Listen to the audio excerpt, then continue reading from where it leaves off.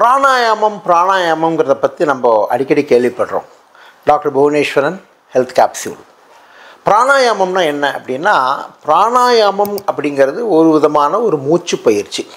பொதுவாக நம்ம மூச்சுனா என்ன சொல்கிறோம்? மூச்சு நல்லா உள்ளே இழுக்கிறோம், வெளியே விடுறோம். இப்போ அந்த மூச்சை உள்ளே இழுத்து வெளியே விடுறதுனுள்ள பலவிதமான முறைகளில் செய்வதை பிராணாயாமம்னு சொல்கிறாங்க. பொதுவாக பார்த்திங்கன்னா மூச்சு நம்ம உள்ளே இழுத்து நல்லா வெளியே விடுறோம். அது சுகப்பிராணாயாமம்னு பேர். அது சில பேர் ஒரு மூக்கில் பண்ணுவாங்க, சில பேர் 2 மூக்கிலையும் பண்ணுவாங்க. அதாவது பொதுவாக இதெல்லாம் பலவிதமான குருமார்கள் பலவிதமாக நமக்கு சொல்லி கொடுக்குறாங்க. ஒவ்வொன்றினுடைய பயனும் இருக்கிறது. அதை செய்யக்கூடிய முறையும் நீங்கள் தெரிஞ்சுக்கணும்.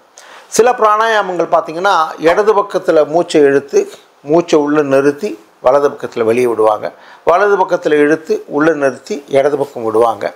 இதுக்கு கால அளவுகள் மிக முக்கியம்.